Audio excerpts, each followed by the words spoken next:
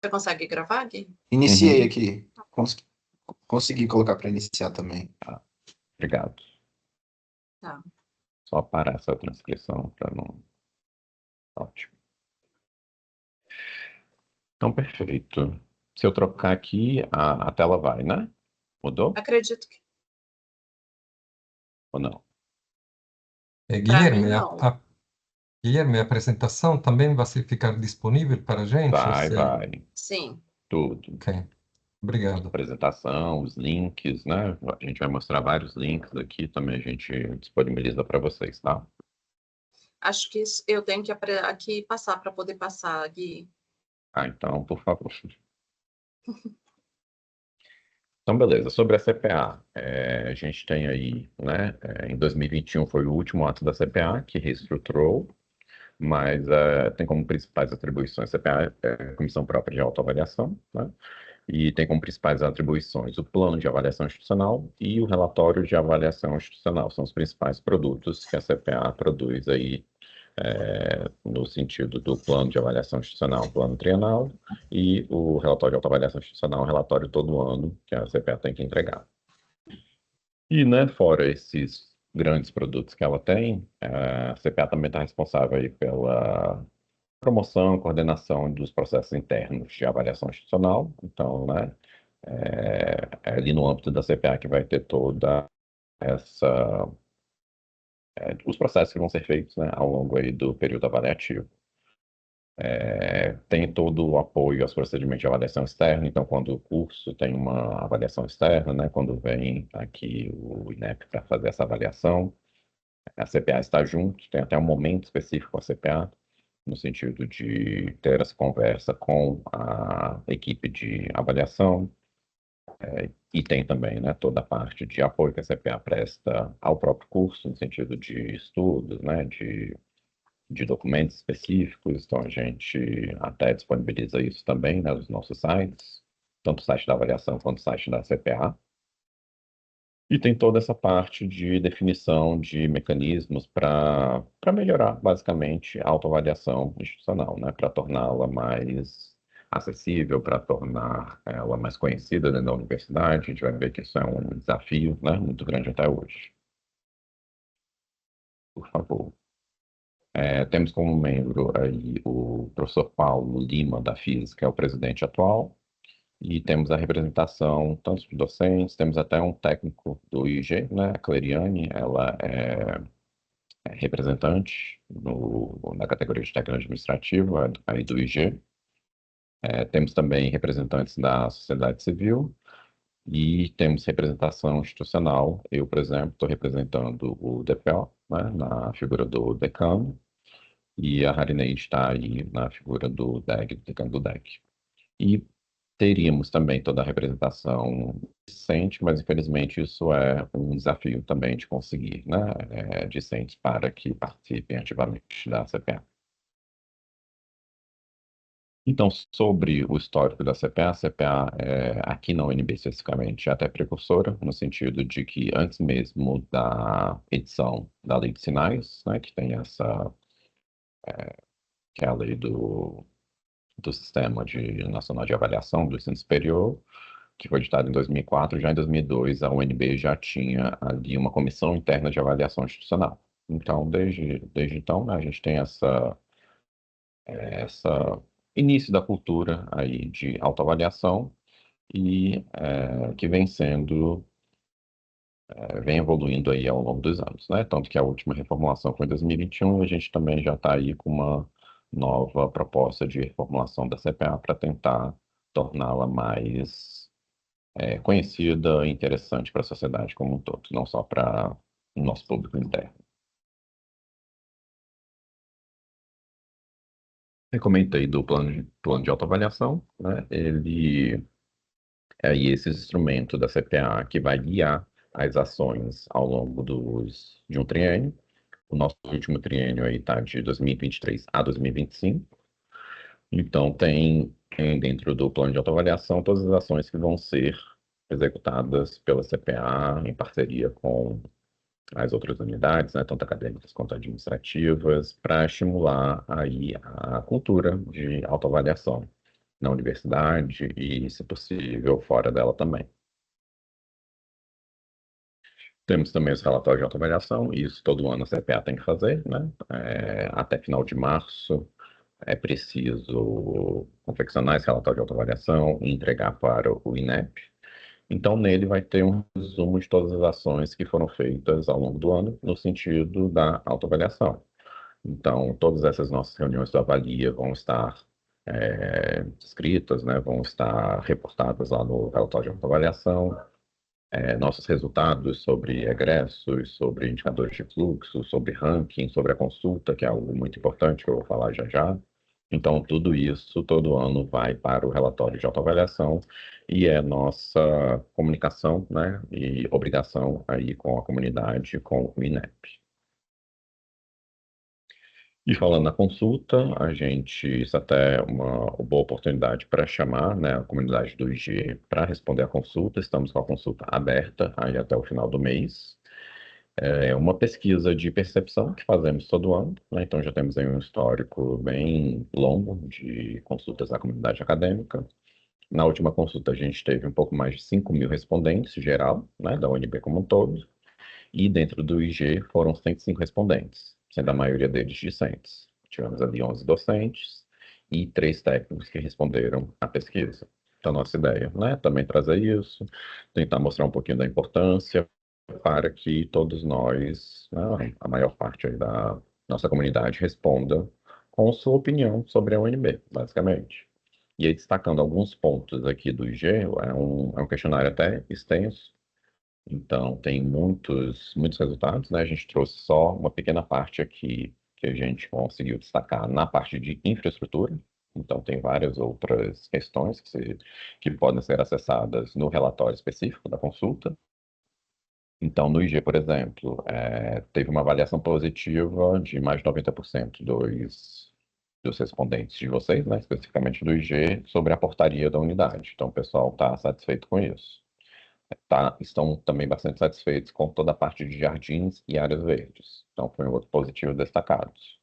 Já na avaliação negativa, ou não positiva, né, tem aí a parte de suporte tecnológico para as atividades administrativas, com 43% de satisfação, e de limpeza dos banheiros do campus, que é algo também que a gente vê aí não só no IG, né, mas em todas as outras unidades, um foco, né, no sentido de reclamação sobre falta de limpeza, né? Então, não é exclusivo do IG essa avaliação, mas aí está trazendo, né, e pode...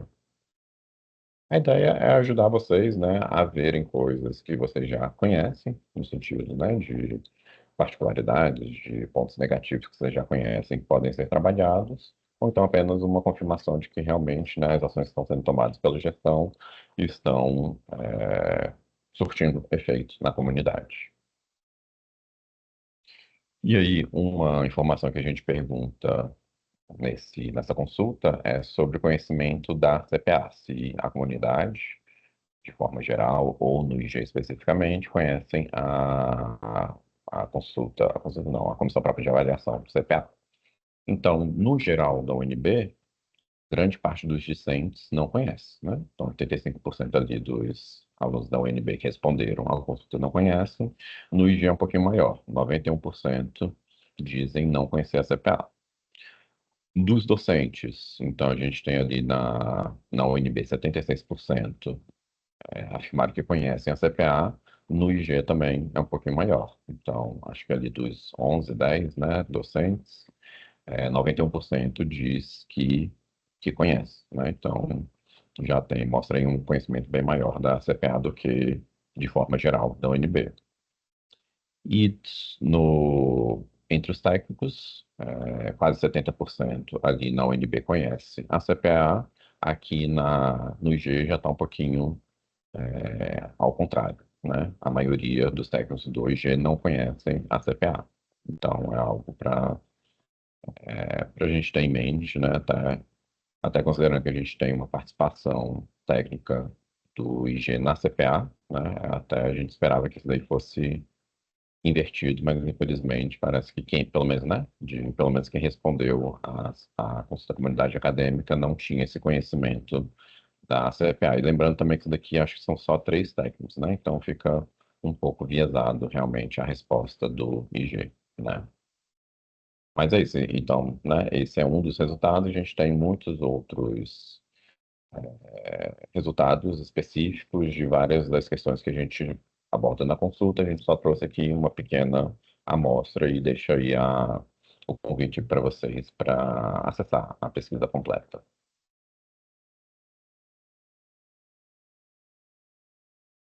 Vai falar um pouquinho sobre os indicadores de qualidade da educação superior, a partir de conceitos e metodologia.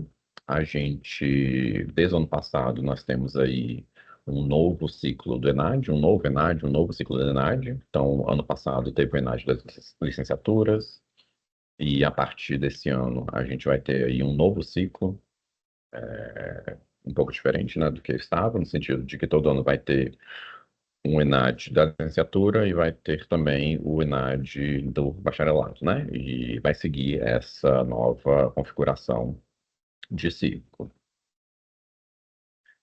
Temos aí também. Pode falar, pode passar, por favor. Dentro do ENAD, o ENAD é um instrumento muito grande, né? Ele tem vários processos avaliativos dentro dele. Então, temos a prova teórica do ENAD, que é o momento que eles vão realmente fazer a prova, com itens de formação geral, itens específicos. Tem a prova prática agora, ou prova de prática, que é específica para as licenciaturas, né? Algo novo. Temos o questionário do estudante, que tem várias perguntas interessantes sobre perfil socioeconômico, perfil acadêmico, percepção do curso. Então, é um instrumento bem rico até para se analisar. A gente até traz aqui algumas questões sobre. Ah, não, a gente não vai trazer porque não tem ENAD o curso, né? Mas geralmente a gente, nos cursos que tem, né, a gente traz essas informações. E tem vários outros itens aí novos com relação à licenciatura. Então, o conceito ENAD, ele então tem todos aqueles itens, né, avaliativos do ENAD, e tem o conceito ENAD especificamente, que é com base na prova teórica. E tem um peso ali de 25% para a formação geral e 75% para o componente específico. No caso do IG, não é, né, uma questão muito relevante, porque nenhum dos cursos de vocês faz ENAD, então não tem essa preocupação, né, com ENAD. Mas não só para o ENAD, mas para todos os conceitos. Então, a gente está falando de IGC, IDD, ENAD, CPC, CC. A gente vai ter aí, a gente não, né? O INEP faz uma padronização das notas. Então, temos o conceito contínuo e temos o conceito faixa.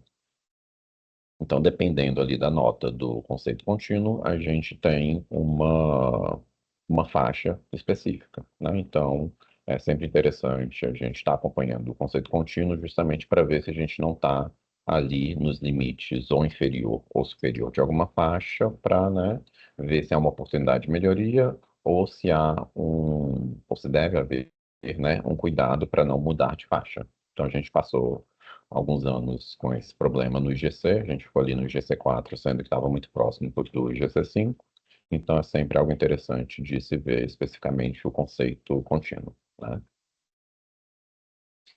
E aí, IDD. O IDD é o nosso indicador de diferença entre os desempenhos observados e esperados. Também não é algo que o IG, né, em si se preocupe, porque não tem ENAD, então sem ENAD não tem como ter IDD, né?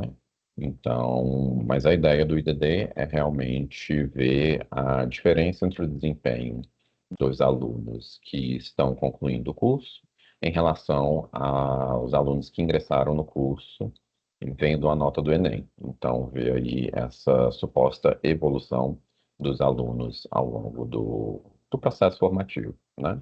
Pode mudar, Júnior, por favor? Então, a ideia é que o aluno, né, no momento que ele entrou lá no Enem, ele tenha comparativamente uma nota, um desempenho, né, melhor ali no fim do curso, considerando o ENAD.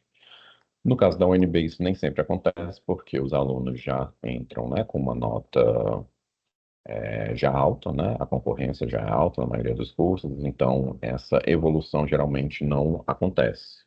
É algo que a gente, né, tem conhecimento, mas infelizmente, dada a metodologia do INEP, né, a gente não tem exatamente muito o que fazer nesse sentido. Mas para o IG, como eu comentei, né, não tem ENAD, não tem IDD também, então não é uma preocupação de vocês. E o CPC, então o CPC, ele é aí o nosso, talvez o conceito mais conhecido, né, o conceito preliminar de curso. Ele tem ali na composição dele vários itens do ENAD, itens do IDD, toda a parte de corpo docente, então vai ter titulação, regime de trabalho, e pega ali uma outra parte do ENAD, que é da percepção discente sobre as condições do processo formativo que estão no questionário do estudante do ENAD.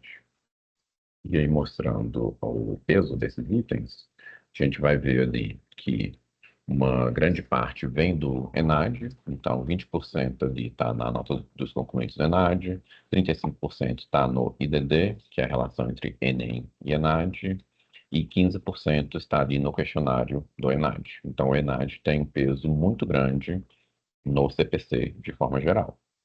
E 30% está na questão do corpo docente, que é algo que na UNB, especificamente, a gente não tem muito problema, porque a maioria dos nossos docentes são doutores e o regime de trabalho da maioria também é de dedicação exclusiva.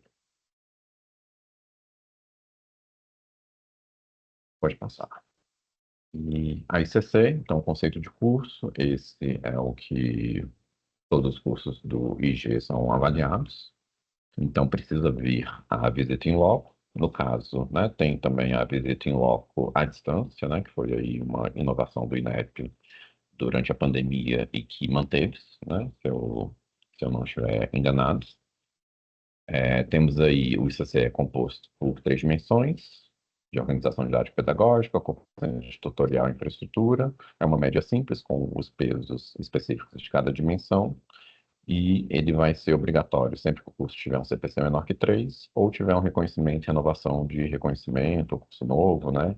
E cursos de áreas específicas. Então, o conceito de curso é o que vai ter a visita em loco, né? E, por fim, o IGC, que é o nosso Índice Geral de Cursos, ele eu comentei rapidamente, né? O nosso indicador aí da nosso conceito UNB, né? Da UNB como um todo. E ele tem 2 grandes itens. Ele vai ser calculado com base na média dos CPCs do último triênio, de forma a ser considerado o ciclo dos sinais, certo? E vai ter também a média dos conceitos da CAPES, então da pós-graduação, e mestrado, tanto acadêmico quanto profissional, e o doutorado. Então, aí a gente vai mostrar, na verdade, Júnior, né, vai mostrar depois essa relação específica da pós-graduação no IGC, porque há uma relação direta, né, da nota, não só da nota, como do número de matriculados na pós-graduação, no resultado da universidade como um todo, no IGC. Então, quanto melhores as notas da pós e quanto mais matriculados, né, tivermos nos cursos de pós, melhor é o nosso IGC. Então, o IGC não é só o indicador da graduação. Ele considera a graduação e a pós-graduação todos na mesma medida, né?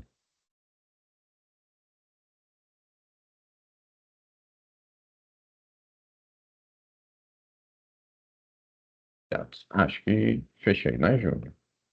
Então, passar para você. Aí o Júnior vai falar um pouquinho sobre os resultados específicos do IG e depois a gente vai para os encaminhamentos finais. Obrigado.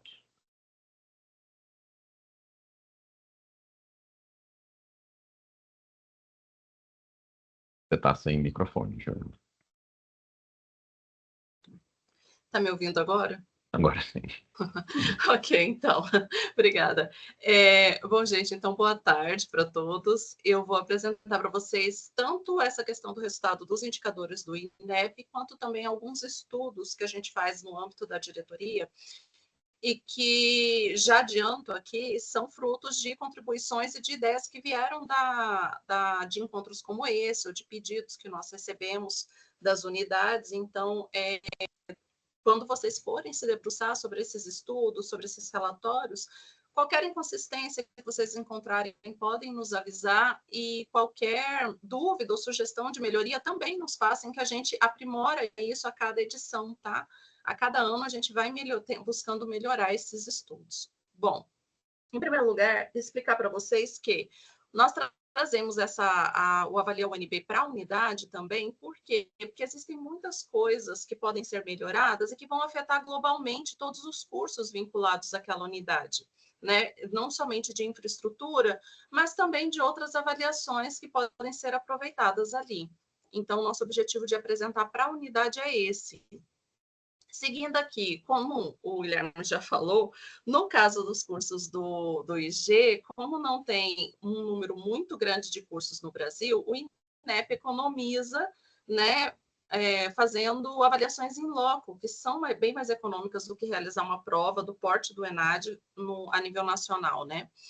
Então, todos os cursos do IG, eles receberam avaliação em loco. Então, obviamente, nessa apresentação, eu não vou apresentar para vocês os estudos de ENAD, CPC ou IDD, tá?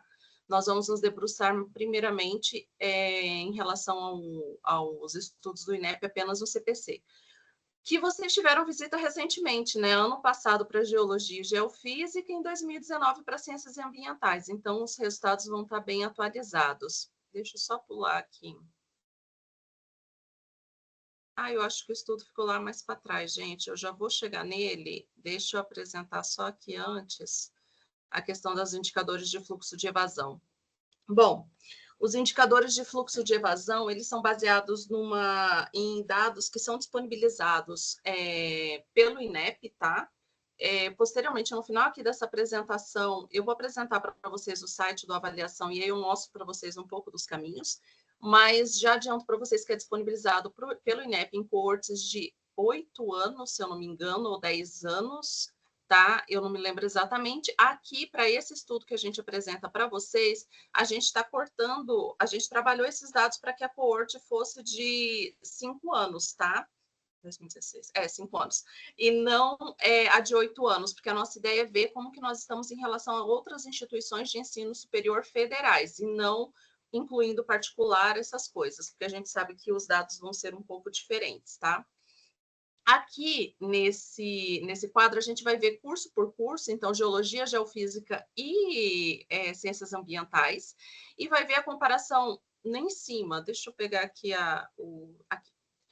Essa parte de cima, a gente vai ver como que é o desempenho em 3 taxas nas universidades, nas universidades federais, tá? E aqui embaixo a gente vai ver o do curso aqui na UNB, ok? Então, esse verdinho é a taxa de permanência. Então, quantos nossos alunos estão permanecendo para além dessa coorte encerrada em 2020, não é 2022, aquele dado ali em cima está errado. Além de 2020, tá? Então, por exemplo, a gente vê que no curso de Geologia nós temos uma taxa de permanência um pouco superior ao curso de Geologia em outras universidades. Porém, quando a gente vê em Geofísica, a gente vê que a taxa de permanência é muito menor, tá? Só que o custo é que o que está aumentando em relação às outras universidades em Geofísica é que a taxa de desistência acumulada, ou seja, o número de alunos que estão desistindo do curso está maior do que nas outras universidades, porque se a gente vê, em termos de taxa de conclusão, nesse mesmo período, está igual entre as outras universidades e o curso de Geofísica na Universidade de Brasília.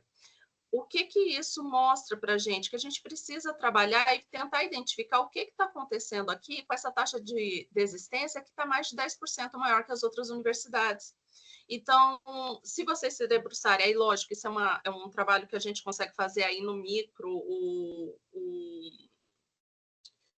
o núcleo docente estruturante, talvez, ou o colegiado do curso vai conseguir fazer isso melhor, que é pegar esses microdados e verificar, de repente, que universidades em que o curso tá com um bom desempenho, e que a gente pode verificar se eles tiveram alguma estratégia que eles fizeram e conseguiram melhorar essa taxa de desistência acumulada, se é mercado de trabalho, talvez fazer uma reflexão dentro do curso, se a desistência está vindo porque o curso está sendo usado como trampolim para um outro curso, enfim, a gente tentar identificar de onde está vindo, o que está causando essa taxa de desistência acumulada, que também acontece aqui no curso de geologia, né? E também acontece no curso de ciências ambientais. Então, a gente vê que os 3 cursos estão tendo taxas de desistência superiores a outras instituições federais. Quando a gente fala aqui da taxa de conclusão, o que a gente observa? Que geofísica está com o mesmo nível de conclusão nesse mesmo período de tempo, tá? Que outros cursos. Porém, geologia está menor, mais de quase metade. Quase metade da taxa de conclusão, mas está com uma taxa de permanência. Então, pode ser que esses alunos estejam formando um pouco depois, tá? Teria que olhar como é que está o resultado na corte de 10 anos, que o INEP disponibiliza, mas pode ser que esses alunos estejam formando. O que a gente vai ter que verificar em geologia é, dessa coorte, a gente tem mais desistência ou a gente vai ter esses alunos que estão permanecendo no curso para além do tempo esperado e eles estão efetivamente se formando ou se eles estão desistindo, tá?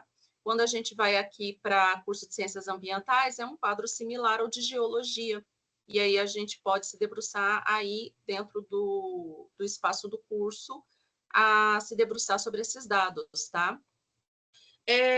Outro estudo que a gente quer apresentar para vocês é a nossa pesquisa de egressos. A nossa pesquisa de egressos ela já está sendo realizada aí há uns 6 ou 7 anos, tá?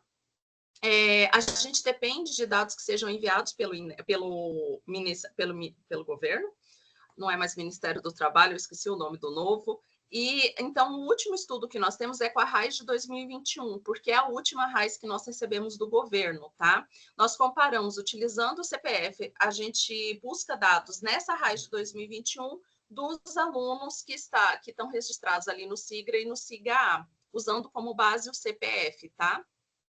Uma coisa importante é que esse estudo só capta alunos nossos egressos que estejam no mercado formal de trabalho, portanto, com carteira de trabalho, e a gente não consegue captar os alunos os nossos egressos que estão com empresa própria, MEI, ou enfim, CNPJ, ou que estejam trabalhando na informalidade, ok? No curso de geologia, a gente percebe que uma grande maioria dos alunos estão trabalhando como geólogos, então, para a gente monitorar os nossos egressos, é isso mesmo que nós esperamos, que eles estejam atuando como na área, né? Mas nós também temos alguns alunos que estão como geofísicos, tá? Que é outro curso da geologia. A gente pode tentar identificar se foi dupla formação ou algo do gênero, tá? Nós temos também alunos como engenheiro civil. Também cabe aqui uma pesquisa interna, olhar também o relatório, para, de repente, verificar se a gente está tendo dupla titulação ou se nossos alunos estão em fuga, já que lembrando que geologia estava ali com uma taxa de desistência acumulada maior do que outros cursos, tá? E temos alunos como agente de defesa ambiental e dirigente. Lembrando que aqui a gente colocou só os 5 ocorrências, as 5 ocorrências mais comuns, tá? Tem outras ocorrências no relatório completo que está disponível no site Avaliação. Quando a gente olha a distribuição da remuneração média dos nossos egressos formados, tá? No relatório vocês vão encontrar também dos egressos não formados, os desistentes, tá? Por CNAE. E aí a gente verifica que muitos estão na administração pública, outros em atividades científicas técnicas, desculpa, é meu cachorro, e alguns estão na educação, talvez até dando aula aqui na Universidade de Brasília ou em outras instituições públicas, né? Falando especificamente aqui já por vínculo empregatício, a gente percebe que a maioria dos alunos está na CLT, dos que nós encontramos, né, na RAIS de 2021, mas nós temos uma quantidade significativa também aqui como servidor público efetivo na administração pública federal, que é um cenário bastante comum para a Universidade de Brasília. Nossos egressos, devido à localização geográfica de Brasília, né, nós temos muitos alunos, alguns cursos, inclusive a maioria dos alunos está na administração pública federal, tá? Então, temos aqui também serviço público não efetivo e temporários avulsos. Há uma pequena ocorrência de ambos, né? E aqui uma parte que normalmente interessa bastante, tanto para o NDE quanto para apresentar para avaliação externa, né, dos cursos, que é a evolução dos salários dos alunos conforme eles, a partir da formatura. Então, nós vemos aqui, eu não estou conseguindo enxergar aqui, mas eu acredito que seja 2021, aqui os alunos que se formaram em 2021, e a gente vem até aqui alunos que se formaram já há bastante tempo. E o que a gente observa? Uma curva salarial que já é o esperado, né? Que aqui no início da formação o salário é um pouco menor do que conforme o tempo passa, então esse é o que a gente mais encontra, salários maiores conforme o tempo de formação passa. O que não é tão normal é a gente encontrar uma curva que faz esse movimento, né, Gui? Que mostra para a gente que, a partir de um determinado momento de formatura, a diferença salarial não se torna mais tão crítica em relação ao tempo. Talvez existam aqui outros fatores influenciando essa aparente estabilidade de salários após determinado tempo de formatura. Ok? Aqui para a geofísica, o relatório é bem mais completo, tá, gente? Então, eu convido todos vocês a analisarem esse relatório, ele é muito rico de informações, mas aqui, para não alongar essa nossa apresentação, a gente faz ele mais curto. Quando a gente vem para a geofísica, a maioria dos nossos estudantes, egressos, estão atuando na geofísica mesmo. Nós temos um quadro pequeno aqui de ocorrências, tá, para a geofísica, mas é interessante que aqui a gente não encontra nem geólogo, nem engenheiro, como nós encontramos no quadro de geologia, né? Nós temos aqui a distribuição da remuneração, nós vemos que tem um desvio padrão significativo, quando olhamos por KNAI, a distribuição de salários, mas também, novamente, como a gente tem uma amostra pequena, né, aqui é formados, pode ter essa discrepância, tá? Mas a gente percebe que estão com salários significativos aqui, principalmente atividade profissional técnica e científica ou administração pública ou educação. Quando a gente vem para atividades administrativas e serviços complementares, teria que entender por que esses profissionais estão em atividades administrativas e não atuando como geofísicos, né? Não atuando na área, ou esses que estão em comércio, reparação de veículos automotores ou motocicletas. Muito bem. Seguindo aqui, também por vínculo empregatício, a maioria está como CLT e temos algumas ocorrências no serviço público. E a curva salarial, como temos aqui uma amostra menor de alunos, né? Nós temos aqui iniciando em 2021 e encerrando em 2012, tá? Mesma coisa para geofísica, a maioria... Geofísica de novo? Espera só um pouquinho. Não. Ai, desculpa. Deixa eu só passar aqui. Nossa. Ciências ambientais. Quando a gente vem para ciências ambientais, a gente percebe que muitos dos nossos alunos egressos formados estão trabalhando como assistente administrativo. Também temos muitos egressos como escriturário de banco, alguns em agente de defesa ambiental, então tem que verificar se esse é o perfil do egresso formado que nós estamos esperando, né, no mercado de trabalho. Aqui a distribuição da remuneração média mensal por KNAI, essa é a remuneração dos nossos formados, pelo menos das 5 ocorrências mais comuns, né? E aqui o desvio padrão que nós temos, novamente, é um desvio padrão significativo, mas nós vemos que muitos aqui na administração pública ou em outros serviços. E, finalmente, vindo aqui para vínculo empregatício, novamente, a maioria dos que nós identificamos estão na CLT, mas temos uma quantidade também representativa no serviço público. E a curva salarial que a gente encontrou em 2021, na RAIS de 2021. Novamente, reitero para vocês, o relatório ele é bem mais completo do que a gente apresentou aqui, tá?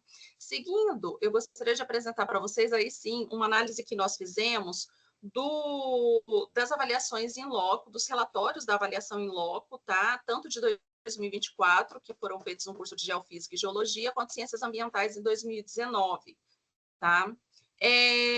O que a gente chama atenção quando a gente está olhando no âmbito da DAI, não com esse olhar tão específico de quem está trabalhando no dia a dia com esse contato direto, né?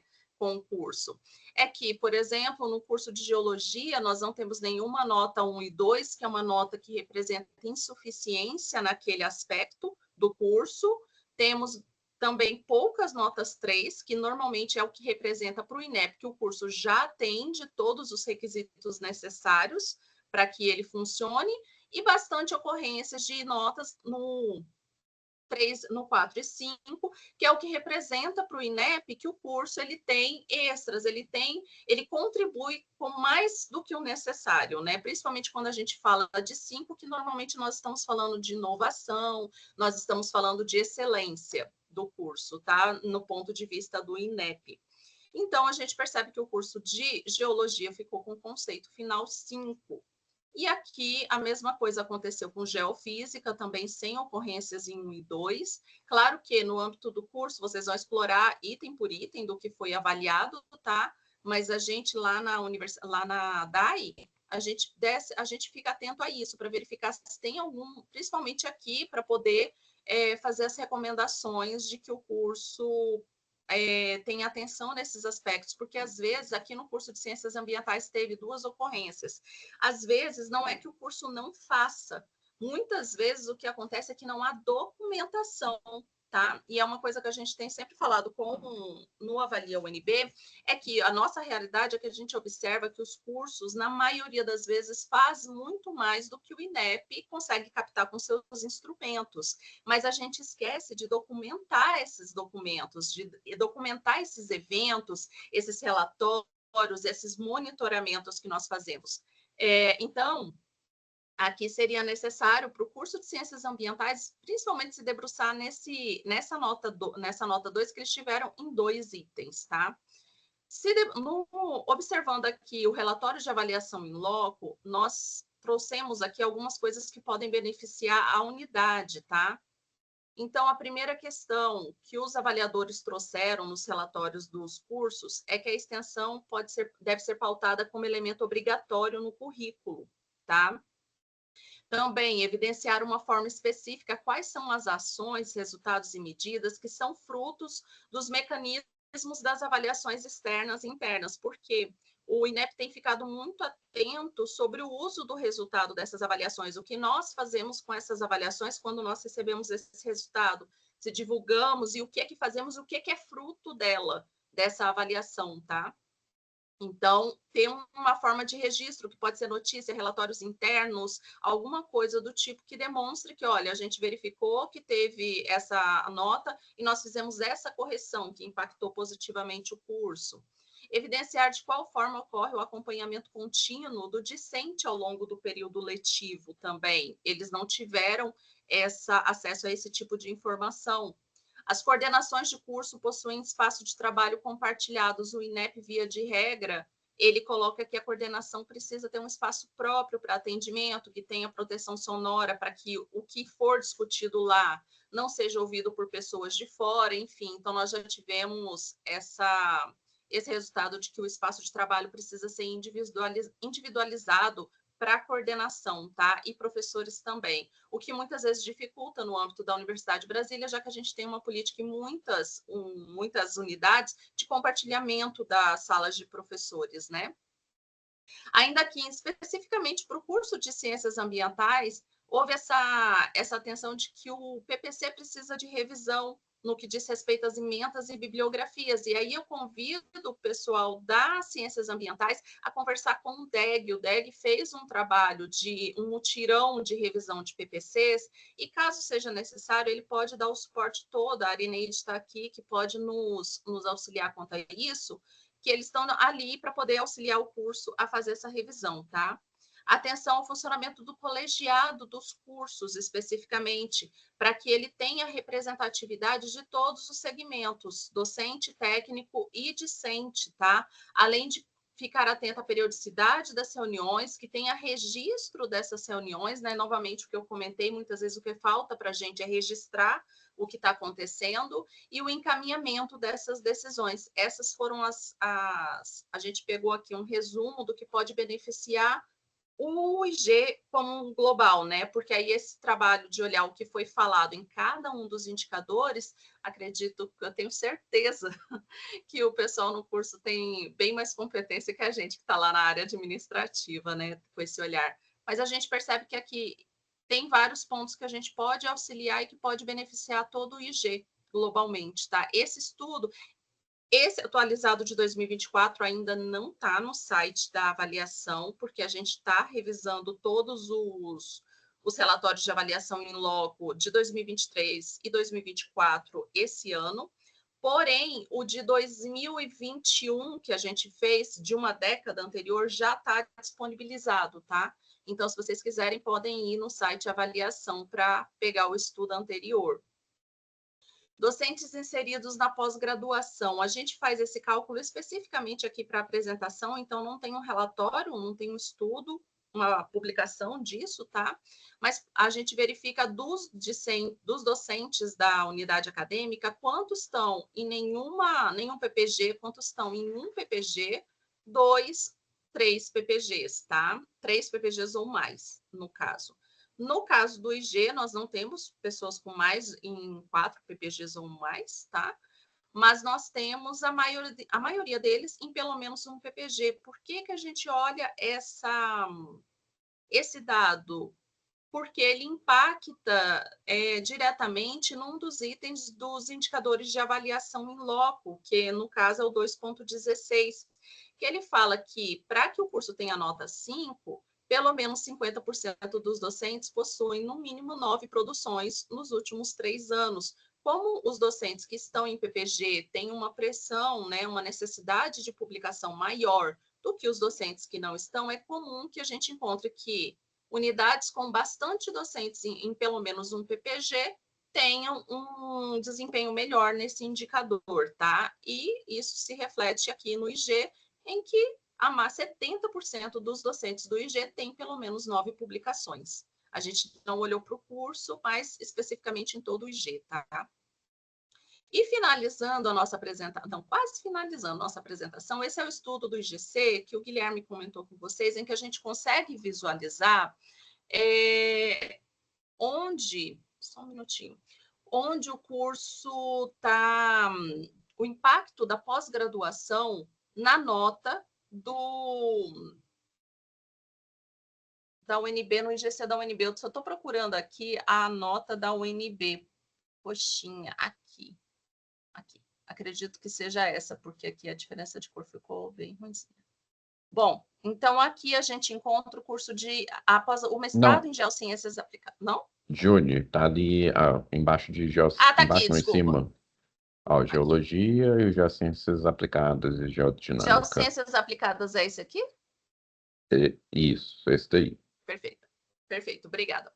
Bom, então a gente vê que o curso de Geociências, ainda que ele tenha nota 4, como diversos outros cursos, ele tem um impacto mais positivo no IGC da UNB. O que a gente compara normalmente? Aqui está matriculados, tá? E aqui a gente tem conceito CAPES. É que, por exemplo, o curso da UFOP, que é esse aqui, que tem a mesma nota que o curso de Geociências Aplicadas e Geodinâmica da UNB, tendo a mesma nota, como ele tem mais matriculados, ele tem um impacto mais positivo no IGC da universidade do que o da UNB, tá? Então, o convite que a gente faz mostrando esse quadro para vocês é que vocês reflitam dentro da unidade, claro, e da capacidade do curso de absorver mais matriculados no curso de mestrado em Geociências, para que a gente possa aumentar o impacto. Claro que isso passa por uma reflexão muito séria da unidade, se existem recursos humanos, infraestrutura, recursos técnicos, enfim, se está atendido. E se não estiver, que a unidade também possa apresentar isso para a universidade, para que a gente possa estudar como auxiliar a unidade e o curso para que ele amplie esse número de matriculados, tá? A mesma coisa aqui no curso de Geologia na UNB, dos 3 cursos nota 7, e lembrando que a gente está usando o CAPES de 2017, tá? Porque esse daqui é o último IGC que foi publicado pelo INEP, que é de 2022. O IGC de 2022 ainda utilizava a nota CAPES de 2017, tá? Ainda não saiu o novo IGC utilizando CAPES atualizada. Então, o curso de Geologia, mesmo ele tendo nota 7, ele impacta menos do que o curso da UFPA, se eu não me engano, e do que o curso da UFRS, tá? Justamente por causa do número de matriculados. Então, essa pode ser uma estratégia que a gente pode utilizar nos cursos de pós-graduação. Lembrando que esse quadro vai para vocês, tá? Então, a apresentação toda, e se vocês precisarem, no âmbito da pós-graduação, de mais informações sobre isso, a gente fornece no âmbito da DAI, tá? Aqui, já para o doutorado em Geociências, a gente vê a mesma coisa. O curso de Geociências Aplicada está impactando menos no IGC positivamente do que outros cursos, e Geologia, a mesma coisa, tá? E aí a gente está olhando nos cursos com a mesma quantidade a mesma nota na CAPES. E finalizando, assim que eu finalizar aqui, professor, eu já passo a palavra, tá? Nós gostaríamos de convidar vocês a darem uma olhada no GEDAI, tá? O GEDAI é um site do grupo da Unidade de Gestão Estratégica de Dados Acadêmicos e Institucionais, onde vocês vão encontrar painéis do BI com diversas informações que vocês podem personalizar conforme a necessidade de vocês, tá? Eu vou mostrar ele aqui rapidinho. E também convidamos vocês a conhecer o site da avaliação, que é o site que a DAI disponibiliza com diversas informações de avaliação, e a CPA. Eu vou fechar aqui o meu compartilhamento e abrir o site rapidinho, só para mostrar para vocês. Já parou de compartilhar? Já. Deixa eu tela, janela ou guia. Janela aqui, compartilhar. Tá aparecendo para vocês? Espera aí, não é essa não. Cadê? Gente. Só um momentinho. Aqui. Bom, aqui. Então, esse é o GEDAI, é o site do GEDAI. Eu deixei aberto aqui, como minha internet aqui em casa não está tão boa, eu deixei ele aberto aqui já com dados de alunos. Então, a gente consegue visualizar aqui os dados referentes a 2023 e que foram atualizados em 30/12. Então, pode ter discrepância com os resultados atuais ou de 2024, tá? Então, a gente consegue ver dados gerais, perfis, consegue clicar especificamente em um desses itens e verificar mais informações. Então, é um site para vocês explorarem, tá? Com diversas informações, essa é a entrada dele. O site da CPA, onde vocês vão encontrar informações de autoavaliação, o plano de autoavaliação, os relatórios que tiveram, tá? Assim como o programa Avalia UNB, algumas informações, e o site da DAI, que é o Avaliação UNB, onde vocês vão encontrar a título de avaliação interna, o relatório completo de análise dos relatórios em loco, avaliação dos programas de pós-graduação, avaliação das unidades, enfim, o resultado da consulta à unidade acadêmica, não apenas o global, mas também o por unidade, quando é possível. A gente só gera o relatório por unidade se nós tivermos 2 representantes, 2 respondentes com resposta válida de cada um dos segmentos, tá? A avaliação do docente pelo discente, enfim. Só que esse daqui é um link para o local adequado, que é o UNB, não somos nós que fazemos essa avaliação, tá? E a título de avaliação externa, por exemplo, indicadores de fluxo da educação superior que eu comentei com vocês, onde vocês vão direto para a página e podem baixar a coorte que vocês desejam aprofundar o estudo, tá? June, Então, explorem esse site com informações. June, desculpa interrompere, ma non sta apparecendo nada na tela compartilhada, eh? Tá uma tela branca. Exato, eu Estamos também não vendo uma tela visualizo. branca. Ai, gente, não acredito nisso. Olha aqui.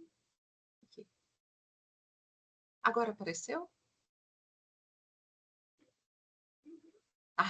Então, esse é o site da avaliação, onde vocês vão encontrar avaliação, vários relatórios que nós apresentamos de avaliação interna, tá? Perfil do estudante, análise do relatório de avaliação em loco, dados estatísticos da UNB, se vocês precisarem, avaliação externa, onde vocês vão encontrar, por exemplo, o link direto aqui para o indicadores de... só porque a internet aqui está horrível hoje.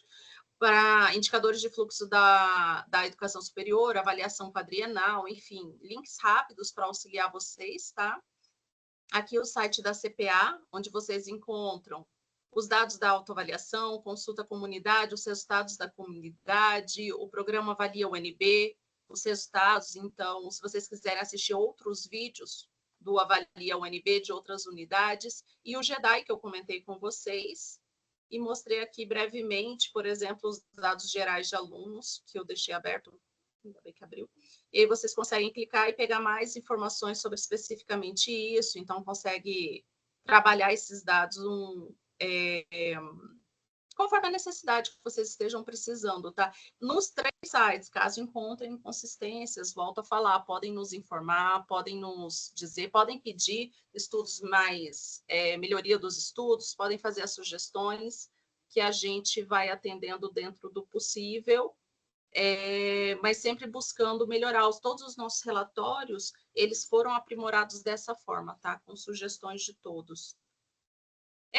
Eu encerro por aqui a apresentação. Se vocês tiverem dúvidas, podem fazer, a gente vai liberar para todos. Se quiser, eu abro aqui a apresentação e vou para a parte que vocês estão em dúvidas também, tá? Mas é isso.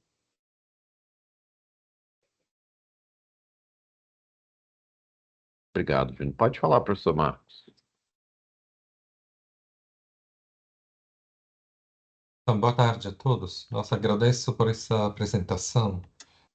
Queria fazer algumas colocações.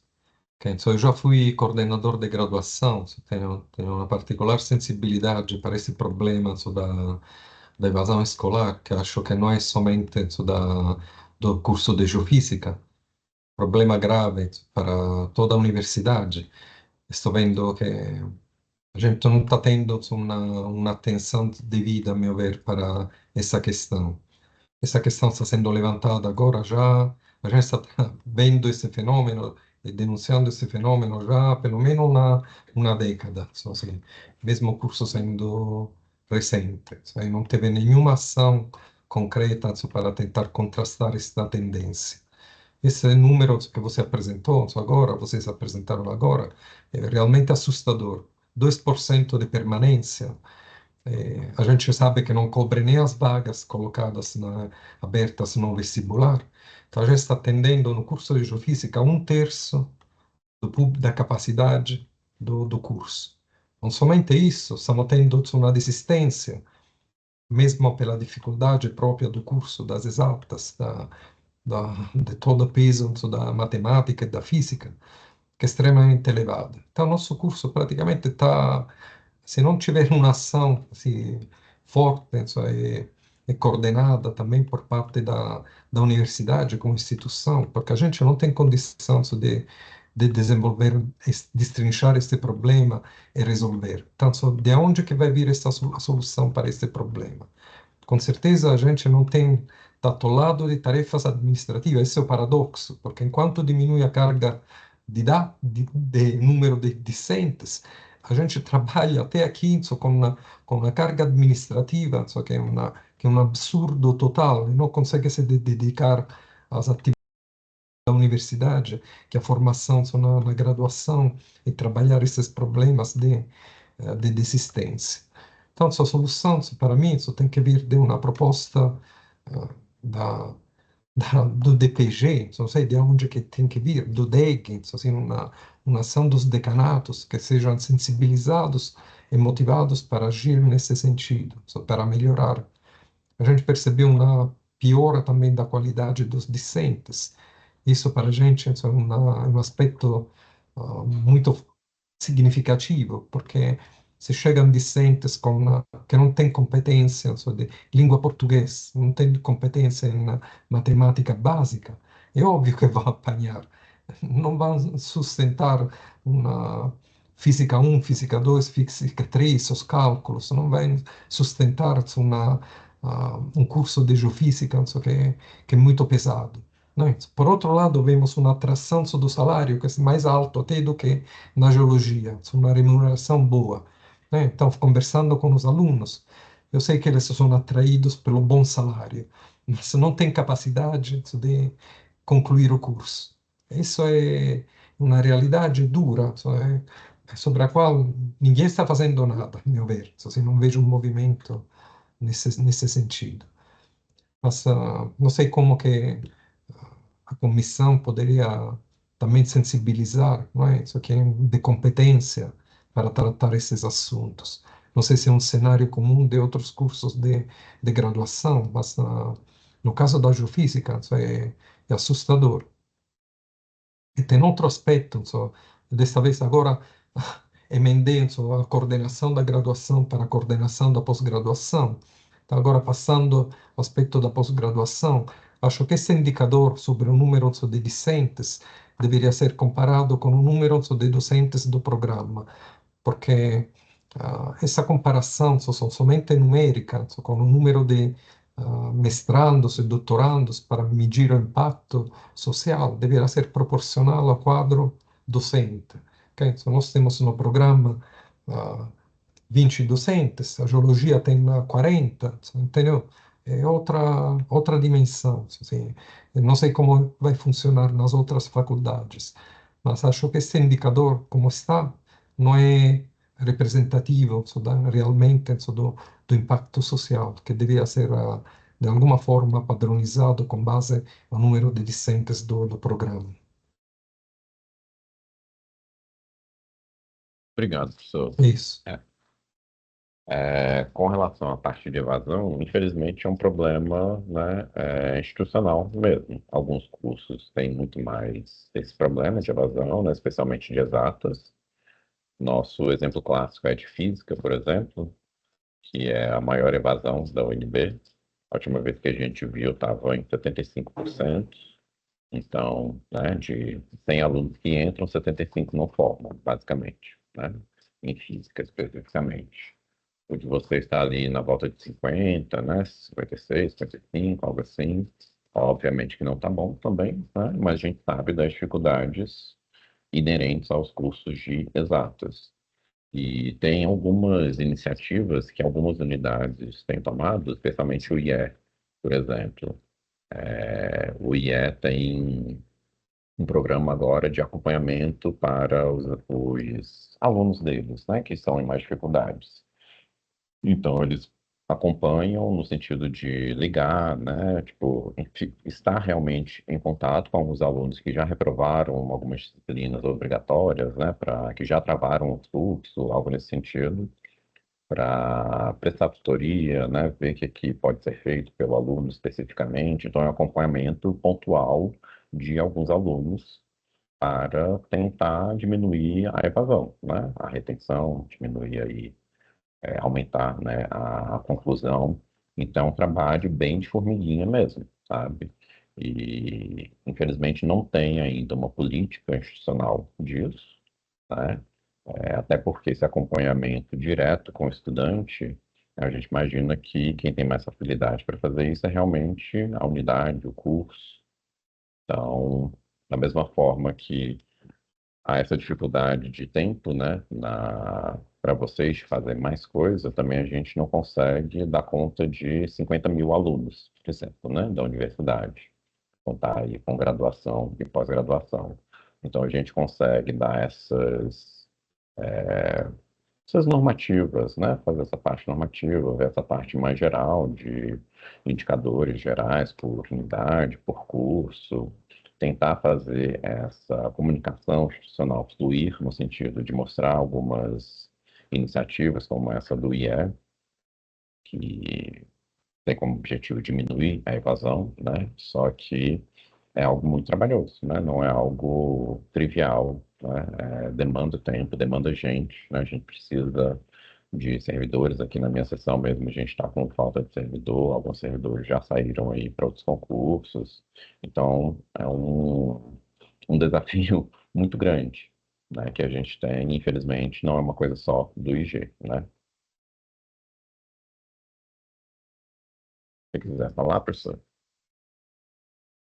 Então, se esse assunto vai ficar sem resposta, acho que uma das tarefas também dessa comissão deveria ser levar para instâncias superiores esse cenário, porque é assustador o que está acontecendo, ninguém está fazendo nada. Porque esse trabalho de formiguinha a gente pode fazer com o aluno que já entrou, a gente já fez. Apesar que não é uma coisa simples de ser resolvida. Mas o fatto che Se 70% das vagas ficam ociosas, quem que vai resolver? Como que vai resolver esse assunto?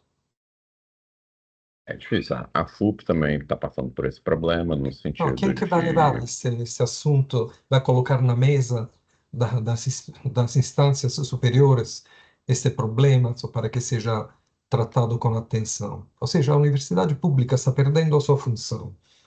Isso é, Não, não, mas o isso meu é trabalho, o levado. seu trabalho, vai servir para quê? Para quem? Não, mas Atendendo isso a é quem? levado, professor. Tem uma estrutura administrativa enorme, absurda, à frente insomma, di un problema serio, insomma, che non tem clientes, não tem freguesia. Então, imagina uma loja no, con 10.000 atendentes insomma, e dois fregueses. Estou exagerando, mas a resposta é, a questão é essa. Não, Porque a é um estrutura da problema. universidade não muda, só cresce. E o público diminui. Olha que absurdo. Está construindo prédios, está ampliando campus, ampliando infraestrutura.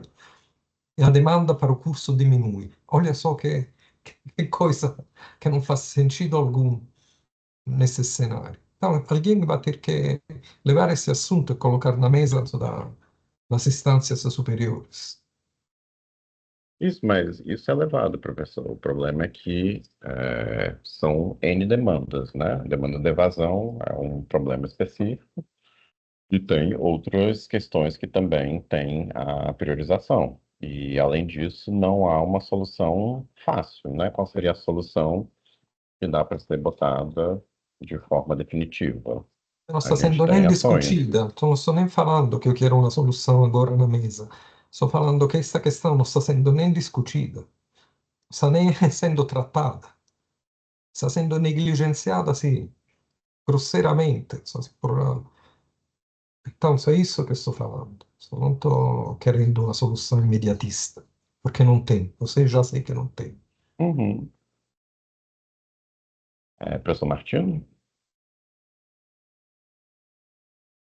Boa tarde, pessoal. Estão me escutando? Sim.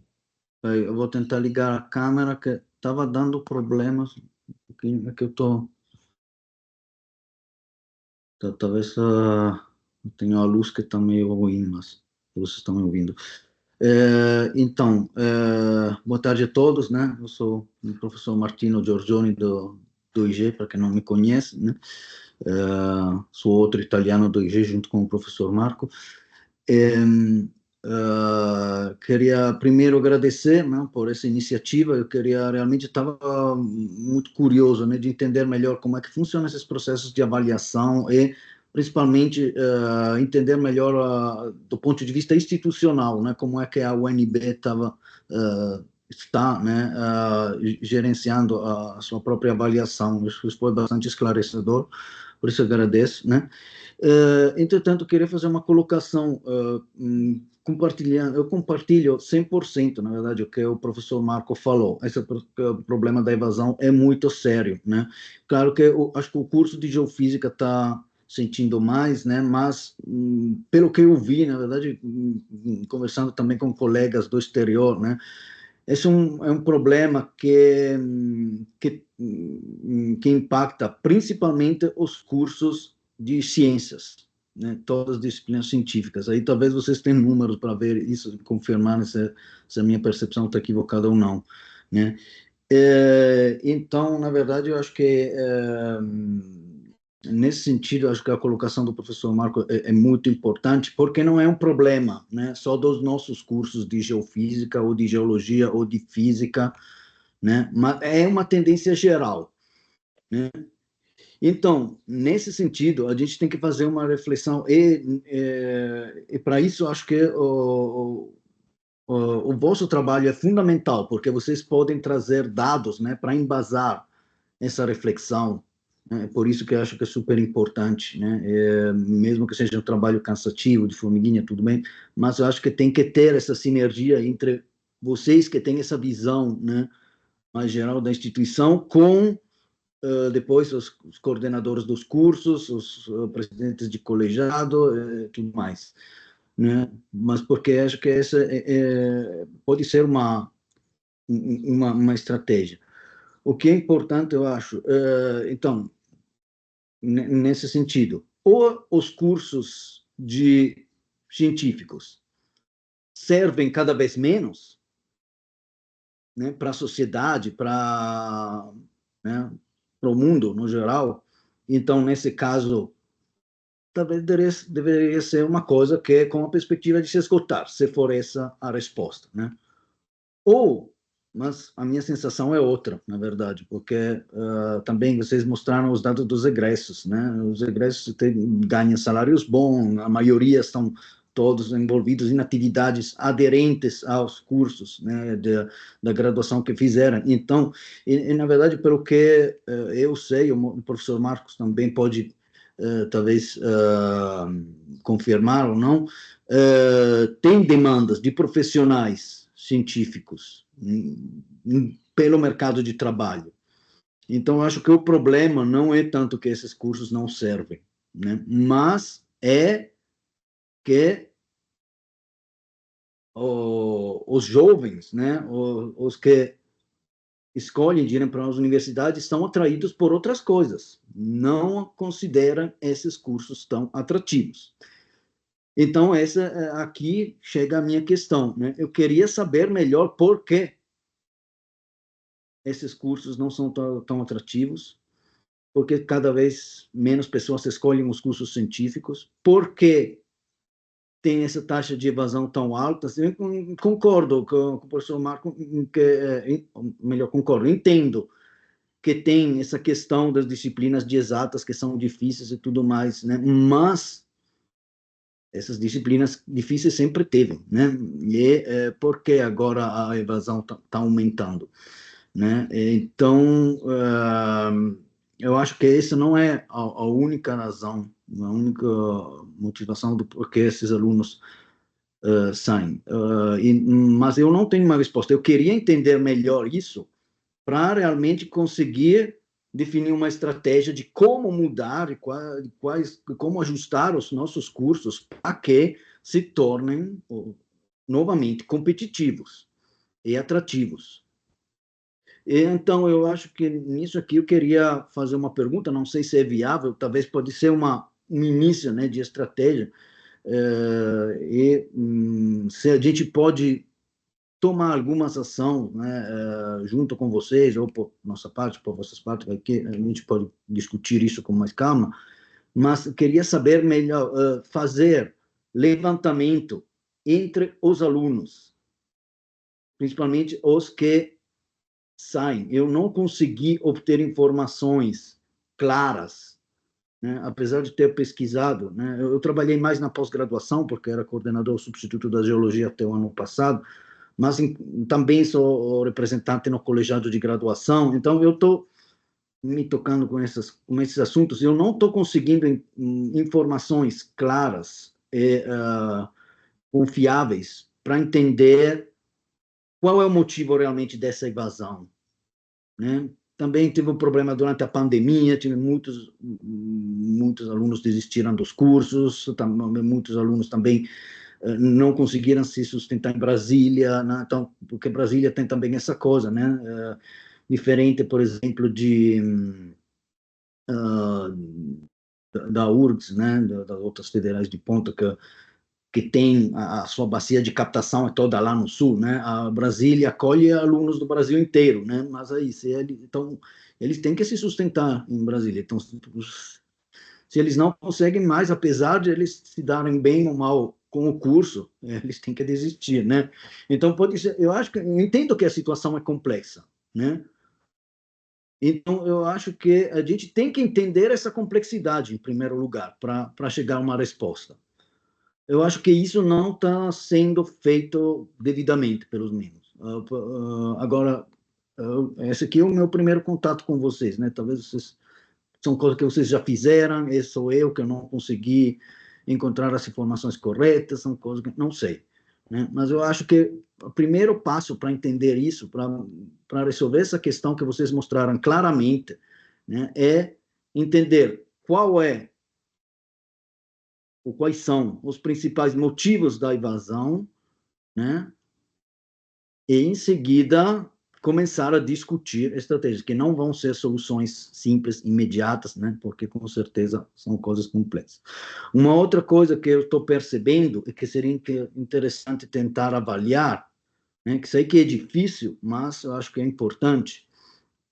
A partir da experiência minha e dos meus colegas em sala de aula, os alunos, hoje em dia, mudaram o jeito de aprender, a estratégia de aprendizagem. Não são mais como aquelas que eu usava quando era aluno, apesar de eu ter cursado a universidade há menos de 20 anos atrás. Então, sim, tem um tempo longo, mas nem tanto, né?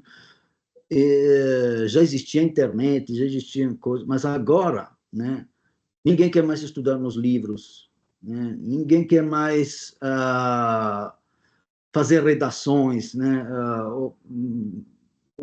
Os alunos têm dificuldade de se expressar, de argumentar, né? Eles só querem fazer provas com as respostinhas rápidas, né? E eles tentam memorizar. Então, eu lembro que é a resposta, tudo bem, não lembro, faz mal. Mas isso eu acho que é preocupante também. Então, eu acho que isso pode ser um sintoma dessa evasão, porque principalmente as disciplinas científicas são disciplinas que exigem dedicação e que não se resolvem com uma aula, com os slides, com as provas cruzinhas, coisas desse tipo, né? Para se formar, eles têm que enfrentar a complexidade, mas parece que eles não estão preparados para isso. Eles não estão acostumados a aprender a passar horas, talvez, lendo um livro, tentando entender um assunto ou resolver um problema, né? Que são as coisas que os nossos cursos exigem, porque os profissionais em geociências têm que fazer isso, né? As geociências, um profissional em geociências, hoje em dia, se espera que saiba tratar de sistemas complexos, né? Então, eu queria saber se tem como, né, levantar isso entre os alunos. Quais são as dificuldades da aprendizagem? E o que eles esperam, né? Ou como eles, também junto com os alunos, né? Se eles têm alguma proposta para facilitar a aprendizagem. Claro, sem, né, prejudicar a qualidade, né? Eu acho que seria importante, né, essa questão também. Não sei se vocês têm alguma ideia ou se vocês já têm algumas informações a mais que eu desconheço, mas obrigado pela iniciativa. Obrigado, professor. Só comentar aqui rapidinho antes da Mônica passar a palavra para a Mônica, que assim, a evasão como um todo é um fenômeno multifacetado, né? Então, a evasão que acontece em geofísica talvez não seja a mesma que acontece em geologia, e não vai ser a mesma que acontece lá na pedagogia, né? Então, os motivos que levam os alunos a desistirem, ou trocarem de curso, a qualquer, né, fazer qualquer tipo de movimentação vão ser diferentes. Então, assim, não existe uma resposta única para o porquê da evasão. Isso não tem como, infelizmente. O que precisa é realmente dessa identificação, e essa identificação a gente não tem, né, não tem esse instrumento de identificação da evasão, porque necessitaria aí de uma pesquisa mais qualitativa, que é algo que a gente, por exemplo, não faz, né?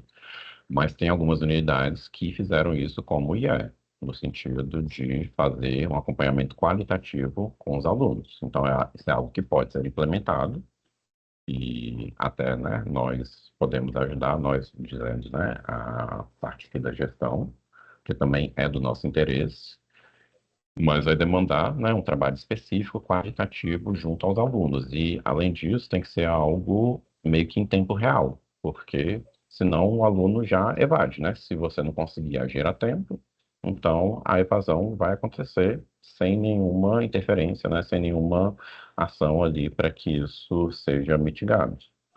Então, lembrei também de outra iniciativa, por exemplo, o professor Marco estava falando da questão da qualidade dos alunos, né? Mas, infelizmente, isso é uma reclamação da física também, que a gente já escutou algumas vezes, Infelizmente, quem chegou lá na física, né, quem passou para a física aqui na UNB já foram os melhores alunos que queriam cursar física, né? Então, assim, como é que a gente vai aumentar a qualidade de fora esse processo seletivo que já é feito, né? É uma reflexão também que pode ser feita, mas com o sistema que temos no momento, infelizmente, esses alunos que chegam para a gente já são os melhores, né, que quiseram fazer o curso aqui dentro da nossa universidade.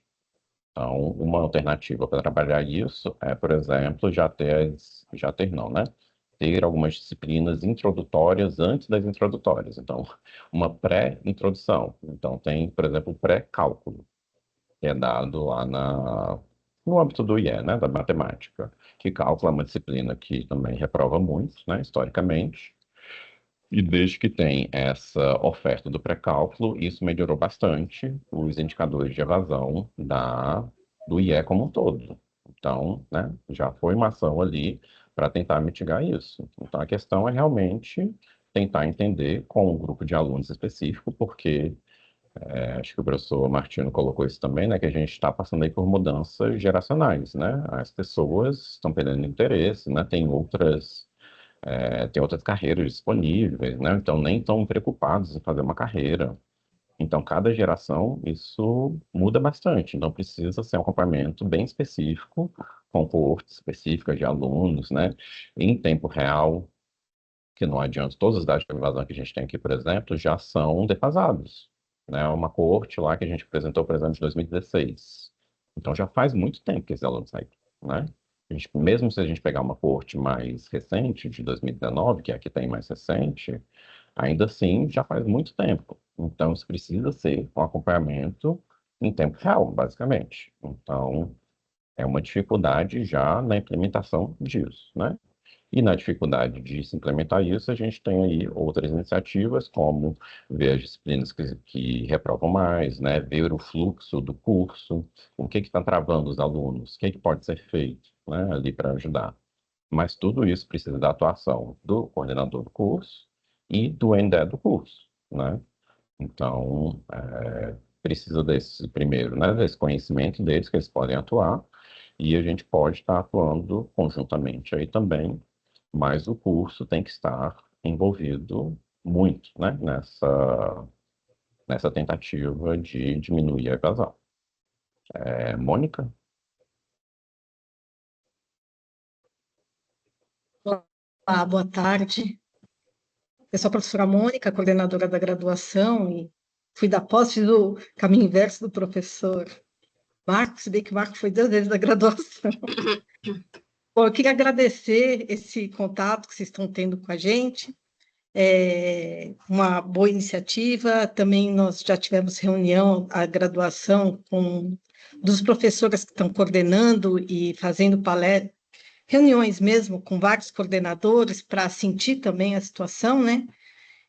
E existe também uma preocupação da nova reitoria com essa entrada, que realmente alguns cursos está muito baixo. Então, isso está na SEG, está sendo falado alguma coisa com relação a isso, mas realmente a gente está um pouquinho longe, né, de uma solução, porque também ela não é simples, né? Então, com relação à geofísica, o que eu tenho aqui, assim, de algum dado a mais, além das disciplinas que às vezes os alunos chegam com dificuldade, é um curso que tem pouca procura, então os alunos que entram, eles têm dificuldade mesmo, são alunos mais fracos, infelizmente, né? Tem alunos bons, tem, mas acontece isso também.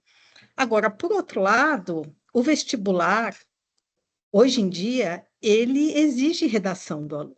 A redação hoje tem uma importância grande, no vestibular da UNB também, né? Eu tenho filho no 2º grau e a gente vê que os colégios fazem com que eles estudem, pelo menos os particulares, ou o colégio que tenha um bom nível. Então, existe essa preocupação, né? Mas, mesmo assim, é lógico que tem a internet aí, né? Que deixa algo muito dinâmico, né? Hoje o pessoal, quer dizer, tirou o celular das escolas, né? Não pode mais. Então, tá tendo alguma coisa nesse sentido. Mas o que eu queria lembrar também é o trabalho do geofísico. O trabalho do geofísico, e talvez do geólogo também, ele não é tão simples, às vezes demanda campo, né? Eles vão para empresas que, veja bem, a mulher hoje, tem mulheres que vão fazer esse tipo de trabalho, gostam, mas não é maioria, com certeza, né? E eu tive alunas que elas falaram, professora, eu saí porque eu ia trabalhar, tenho que viajar, né? Depois vai para uma Vale Petrobras ficar em plataforma. Então, é um trabalho complicado, né? Principalmente o lado feminino. Hoje nós temos no curso de geofísica 25% são mulheres, 75% homens. Né? Então, tem toda essa dinâmica também que eles começam a enxergar no curso. Quer dizer, é uma batalha, é uma dificuldade para chegar onde? Né? Eu vou ter que deixar minha família, eu vou ter que viajar e me dedicar, pelo menos no início da vida profissional. Então, tem esse lado que eles às vezes repensam mais de uma vez. Enfim, era só isso que eu tinha a colocar, e eu sei que a gente tem um longo caminho pela frente aí. Eu agradeço, então, a disponibilidade de vocês para com a gente. Obrigada. Imagina, obrigado, professora. E é isso, assim, a gente vamos disponibilizar, né, a gravação, a apresentação, todos os links que foram passados, a gente tem vários estudos, né, que fazemos, mas como a Júnior comentou também, estamos à disposição para coisas específicas, né, para algum estudo específico, alguma investigação específica, a gente tem acesso aos dados não só internos, né, da gestão dos nossos sistemas acadêmicos, mas tem também, por exemplo, da RAIS, questão de empregabilidade. Então, assim, temos várias ferramentas à disposição para ajudar vocês, né? E no caso de ser algo muito específico, mas que vai ajudar vários outros cursos, né? Outras unidades, a gente transforma isso num produto para também já deixar isso pronto para todos. Mas aí a ideia é a gente ter essa conversa, né, para ver o que falta, né? Então, por exemplo, pesquisa qualitativa, né? A gente pode trabalhar nisso, mas aí precisa ver qual que é o público-alvo, o que a gente vai realmente perguntar, né? Porque já tem também esse excesso aí de instrumentos, de questionários que a gente recebe a todo momento, né? Mais um questionário, será que realmente é a melhor solução, né? Será que não é uma conversa ali com um grupo específico? Enfim, tem que ter esse momento para sentar realmente e ver o que pode ser feito especificamente para cada curso, porque cada um vai ser uma realidade diferente, né? Mas aí a gente se bota à disposição para isso também e, e agradecemos aí o interesse de vocês. Aí, Só uma coisa, Guilherme, acabei de diga. colocar aqui no chat, coloquei um gráfico que eu tinha feito lá em 2017, usando os dados do DAI, para ter uma ideia sobre a evolução da evasão. De repente, vocês poderiam atualizar esse tipo de análise para ver também se existe uma tendência Uhum. para cada curso, porque isso é uma informação relevante. Por exemplo, para o curso da geofísica, eu vi que tinha uma tendência clara desde 2010, né? 2010 foi na primeira turma, na verdade, formou em 2012. O curso foi criado em 2009, então comecei a mapear esse processo a partir de 2010. Então, de Não, isso é bem repente, legal.